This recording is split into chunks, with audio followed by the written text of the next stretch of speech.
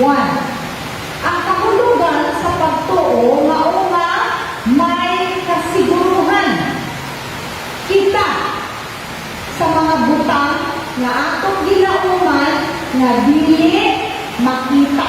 Kinahanglan hugot ang atong pagsalig na madawat nato ang atong ginauman. O bisan wala ka nato makita ang mga gisaad sa Dios. Kay saad gani, makita ba ang saad igsoon? Ha, di ba kailan ka sa lalaki, napakaslang ka, makita ba ni mo dayon? Dili. Muna siya nga, kung bisan wala ka nato makita ang mga gisaad sa Dios, na siguro na nato, na madawat gayud nato kini. Amen? Okay. Usa ka ito, kaya nito na mulang buhay ay very good example na ayan po sa Bible sa Hebrews 11, chapter 11, verse 7a. Tungkol sa pagtuo, nahinaw si Noah sa pahimangno sa Diyos kaniya, mahitungod sa mga manitabo, bisan wala kaniya kini makita. Busa, naguhat siya o angka, aron maluwas siya o ang iyang pamilya. Tungkol sa pagtuo ni Noah, naluwas siya o iyang pamilya. Diba? Nakita ba ni Noah, pagsulti sa Ginoo nga naay dakong baha, limpyuhan ang hugasan ang kalibutan, nakita ba dahil natin ang ugma? Wala. Diba? Maayong taigsoon, kung kita ba, kung si Noah ba, nagbuhay siya sa angka 30 days lang, or may utag 30 years. Kapag mo bilang tuig, 120 years. Buhay pagkakana. Si Noah nakantay pa. Himso pa kay si Noah. Okay? Wala si Noah mo surrender. Wala si Noah mo yung mga abot na 20 years. Ay, hindi na ko. Kapoy man. Pag ako ng 50 years, wala rin siya bigla sa Ginoo. Hantong ka na saan? Basta mo sa iyo maghimo. Kaya nahin mo abot na baha. Nahin mo abot na ako nilipiyuhan ang kalibutan. Pero wala nagsulti ang Ginoo na 120 years. Wala. Wala rin yung si Noah. Mundang na lang ko ay dugaya ka ani. Pag abot mo 50 years na pinanday. Wala. Ay nakita ko. Wala yung ulan. Ha? Wala yung mga signs. Wala yung ebidensya. Unya, ang lisod pa yun. Kaya pala ganyan, bugal-bugalan ka sa mga tao. Tingnan ka sa mga tao ka. Huy, Noah, nabuha ka lang siguro ka. Pila na ka, tunin si buhat anak, baiti. Ang bata, ulitaw na. Yung walang grabe, ulan, wala pala. Nagkakawaan siya. Di ba, gusto kaya na nagkakawaan ka. Pero wala siya, hindi ba? Sige lang kinakon. Kaya ang bibunitan niya, ginauman niya, na muabot din ang tulong sa Diyos. Amen. Hebrews 11, verse 6. Ang tao, walay pagtuo, dili gayon makalimay sa Diyos. Nandun nila, pulong sa Diyos ha, ang tao na walay pagtuo, dili gayon makakalimay sa Diyos. Tungod kay si Bisa na muduol sa Diyos, kinahanglan mo tuo na adunay Diyos. O mutuo sa na siya ang muhatag o ganti nato sa mga nagakamita kaniya. Ang pagtuo, hinagiban niya ay na siya, nagihatag sa Diyos na nato. Ang pagtuo, karon, kung wala kay pagtuo, kung saan mo, asa na tatay sa hinagiban sa Diyos? Shield of faith. Kanao? Shield of faith. Kaya naman, kanang shield of faith,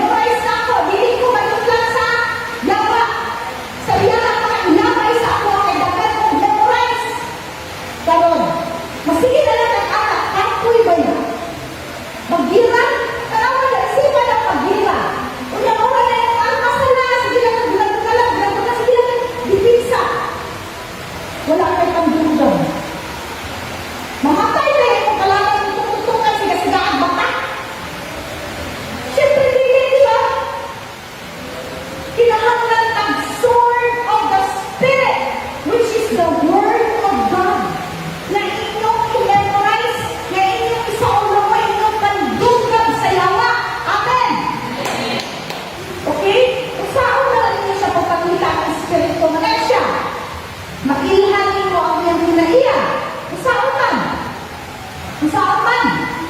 Asa? Magbasa. Magbasa sa pulong sa Diyos. Kaya ang ingon sa pulong, kadtong pangita niya, andam siya nga, unsa? Muganti. Tagaan niya ang reward. Saan ako makuha ka na ha?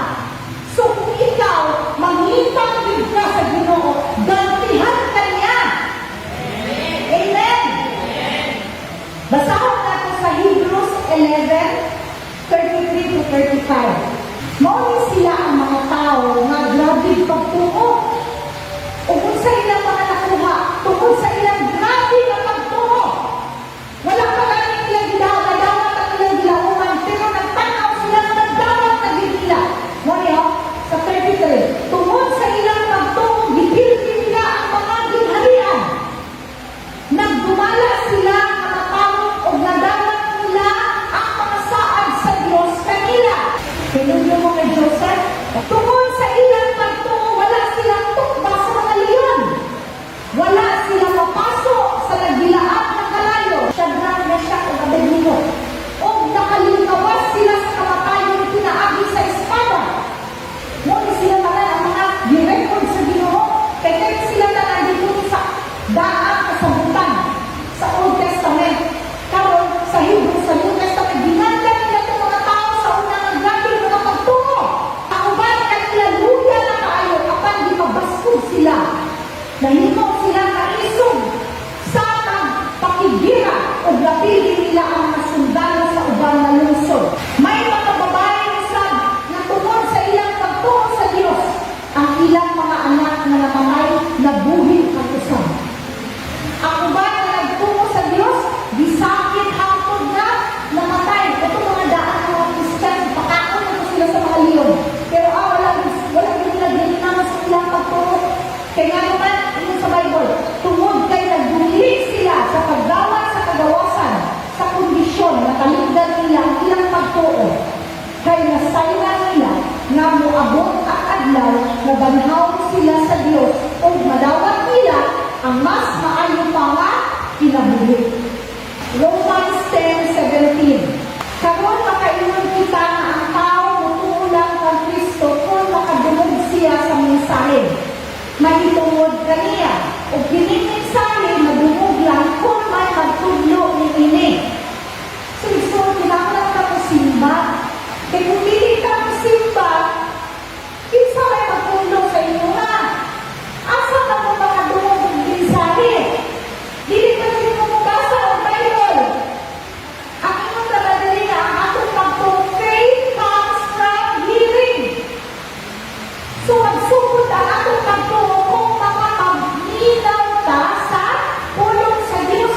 Kinahanglan ta mo, mubasa, o lamang sa tanan kinahanglan ta mag-memorize. Kasi akong ginagibang-gamit. Nagsakit ko akong ginagibang-gamit. Una, Pedro, Kapitulo 2, versikulo 24. Kana akong ginitan, balik-balik, balik-balik, 3 weeks. Adlaw-adlaw ko sige pagsulti. Yawa ka, wala kay gula sa akong pinagpuli. In the name of Jesus, nag-iwan ang pulong sa Diyos na pinaagi sa iyang mga samad. Di-ayon niya ako. Ang iyon sa Diyos, gantihan niya ang mangita kanya. Gantihan niya ang mangita kanya. Usawa niya itong mangita kay Jesus. Usawa niya itong mangita sa Diyos. Usawa. Ha? Magbasa. Sa Bible. Basahan niyo Romans chapter 3 verse 27. Busa, hain naman ang panaghimayo. Di pagawas ini tungod sa unsa nga kasugahan. Tungod ba sa mga buhat? Dili, kundi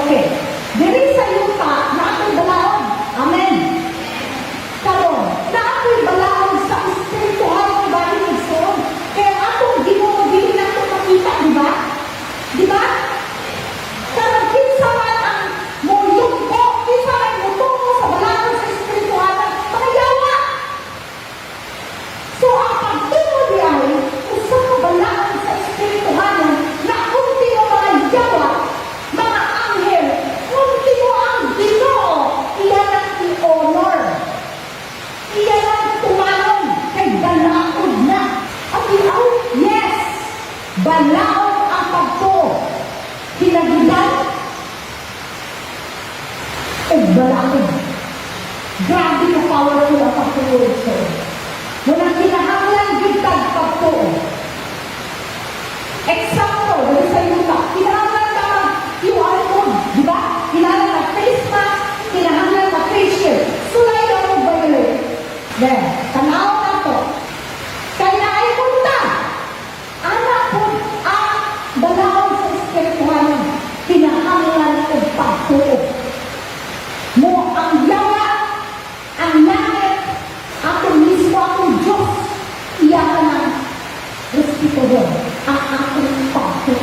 Dili na ito makuha ang atong ginauman kung wala kay pagtuo.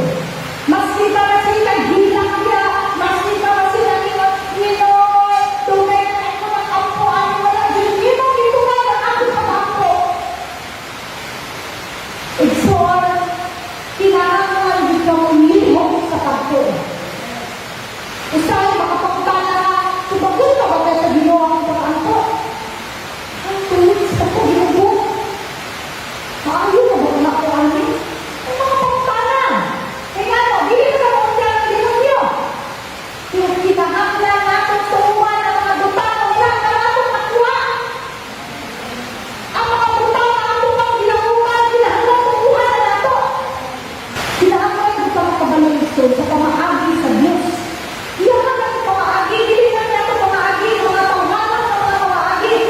Munang kinahanglan o pagtuo, ay balakon na sa Diyos. Basahan natin sa Hebrews 11:1, balikan ako ha. May pagtuo kita kung hugot ang atong pagsalig, na magdawa nato ang atong mga gilauman, kung bisan wala na nato makita ang mga gisaad sa Diyos, na siguro na nato na magdawa nato kini. Na ako yung testimony. Kaya ako likod. Sa unang sabihan ka na marami ako likod, di ba? Kaya ako spine, kaya isa ko katuwid, hindi ko katindog. Kabangan ko nila na ako'y murag breastplate of righteousness. Kaya ginagka ko din, kaya ako nakatindog ng tarong. Kaya ito kong doktor, yung mga doktor na kinahanglan ko operahan. Nakatana ko sa doktor, yung kudo, maayo mabalik magiging sa normal. Yung ang doktor dito, kapramis sana. Kaya ang bukok ako, natubo ka na balik. So dito ko kapramis. Pag kinuha niya nabi siya kapramis, kinuha ko, okay, dito lang ako sa Ginoo. Kaya naman, hindi na siya kapramis. Ang Ginoo, kapramis na ayuhon ko niya. So, mahulat na lang sila sa Ginoo. Abi nito, so, atlaw na nahuli mo ninyo ko. This week niya sa English, una magpipla na ng Diyos, atlaw. Ako, hindi Ginoo, hindi pa kamatyan. By your stripes, by your wounds. Asa na? 1 Corinthians, chapter 11, verse 23, kababa. Una, sige na ko na lang, may mga pastor lang ko yung namin. Ako sa Bible ha, ang mga tinunan sa Diyos. Balay sila. Nag-breaking of the bread. Hindi mo mag-inuanak. Ako, ibuhan na ko na. Iayo ko sa Diyos, wala ko iuperahan. Glory to God. Hallelujah. No, na ito, mas pinag ko sa inyong mga pinansyal na bahin. Huwag may mga porta.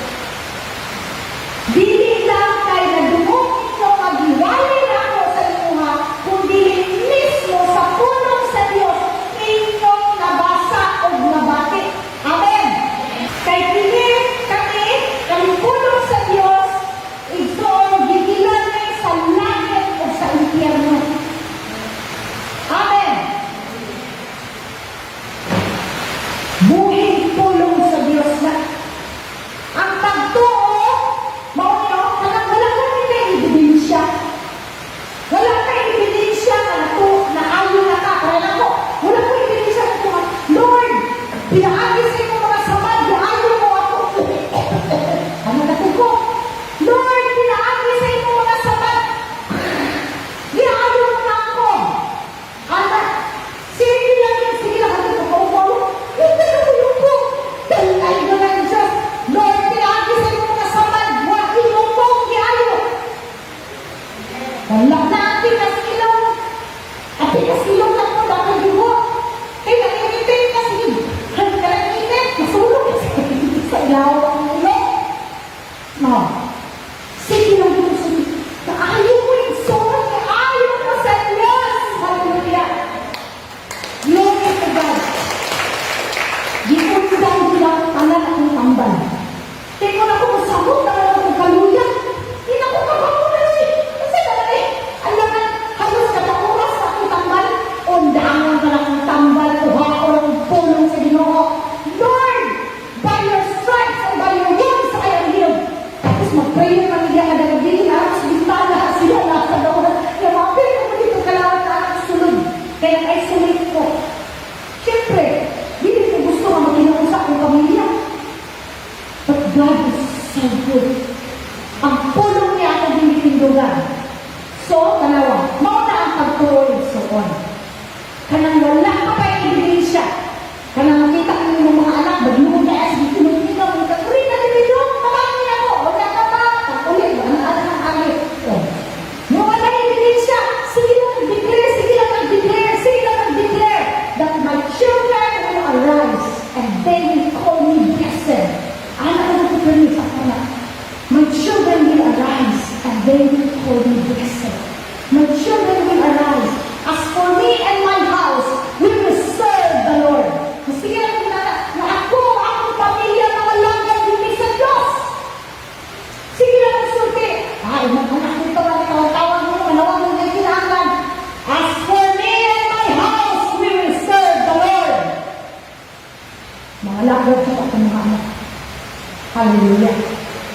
So excited kayo mo. So na mag-memorize sa mga pulong sa Diyos. Excited ka kailangan dahil ay pwede gulitan. Dili ay ang inyong mga problema, dili kay dead end. So excited ka. Kaya ang atong Diyos, dili bakakon. Amen. Ang problema nato, kung ang atong pagtuo parehas kay Tomas, Juan 20, versikulo 19 hangtod 20. Kasama na. Sa dihang kilong-kilong na ni Adtong Dominguha, nagtigom sa usa ka balay ang mga tinunan.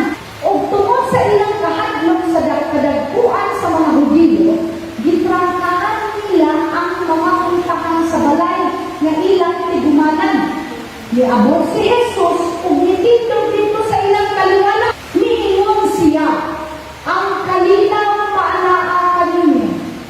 Pagkahuman niya sulti niini, iyang ipakita kanila ang iyang mga samad sa iyang mga kamot o kilid.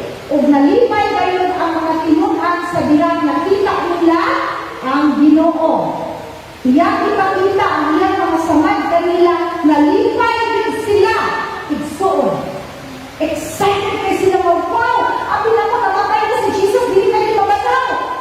Okay, mana. Nakaw na si Jesus. Kuman, naabot si Tomas. Pag-abot ni Tomas, hindi na nila huli si Jesus. Kabalo mo si Tomas? Nasa John 20, chapter 20, verses 25, kasi tumag ni Tomas. Gawas!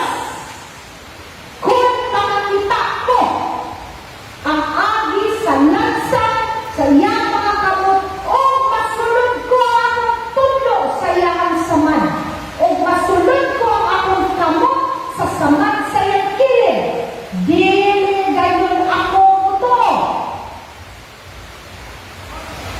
Okay? What is it to us? Kita po dyan sa ulaghan kung pwede mo yung anak na tao, di ba? Tanawa ha? Si Tomas na dito ha? Si Jesus na wala. Na si Jesus ang tutukuran na si Tomas wala. Wala. Di ba primero, dito nga si Jesus sa iyang mga disipulo. Wala si Tomas dito.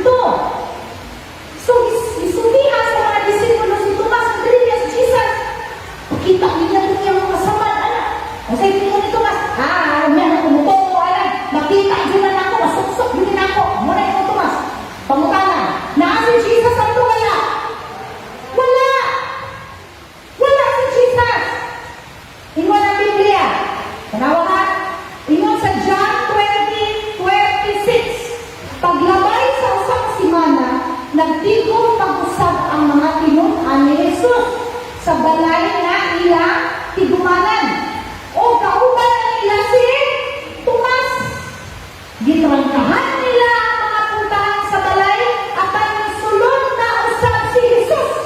So, murag, ano, usap, nisulod si Jesus o nitindog dito sa ilang kaliwala. Niingon siya kanila, ang kalinaw, manaan kaninyo. 27. Dahil niingon siya ng Tomas, Tomas, dali, tanawa akong kamot o isunod ang imong tudlo sa akong mga samad. Isunod usab ang imong kamot sa samad sa akong kilid. Ayaw na pagduha-duha, tuo na Pinoon. Verse 28, niingon si Tomas kang Jesus, Ginoo ko, Diyos ko. 29, niingon dahil si Jesus kaniya, mutuo ka na ba karon kay nakita mo na ako? Bulaan ang mga tao na nagatuo ka na ako, bisan wala nila ako nakita. Hallelujah. Igsoon, dili jud baya na nato makita ang pagtuo. Diba? Pagtuo namin. Kano pa man ka kinahanglan kang pagtuo kung makita na mo o imo nang nabati, dili na kinahanglan pagtuo. Dili na pwede na to see is to believe. Kinahanglan believe and then you will see. Kung kamo magsulti gani mo og mga negative, magsulti mo og mga words na mga walay pagtuo, madungog ba na ng Jesus? Kaya tumayang aktuha na nagsulti si Tomas, wala si Jesus dito. Pero kung sulti ko ka words na puro sa pagtuo, mga gikan sa pulong sa Diyos na imong gin-memorize, imong gisaulo. Kaya ang pulong imong kung sa hinagilan o balaod. Karong ang kalangit, kaningon ang Diyos na bulahan ka mo. Kapag ba mo sa inyo sa bulahan? Hindi malipayon. Malipayon ka mo. Narituho ka na ako kung wala nakakita. Nakakita, so nakakita ba na nagilansang si Jesus? Wala. Nakakita ba na naghimo si Jesus sa mga milagro? Wala. Nakakita ba na nagaluhan si Jesus? Wala. Pero nga ito umaga, kay pulong man sa Diyos. Ang Diyos dili makakon. Kung ito mo pa sa tibuok katong kasing-kasing na pinipulong sa Diyos, pulong sa buhi ng Diyos. Kung tungod kay ito ka, ang iyon sa Diyos, malipayon pa, bulaan pa, na ito nga wala nakita. O ang iyon sa Diyos, ang mga nakita kanya, tagaan niya, ganti. Kanong sigurado mo ang inyong ginauman, madawat yun ninyo. Kaya amoy pagtuo. Ang pagtuo, kanang walang ebidensya, wala kayo makita ang pagtuo na yun. Pagtuo na yun, hugot na pagtuo. Kaya inyong ginauman na madawat ninyo ang dili ka ninyo makita. Amen! Thank you, Jesus.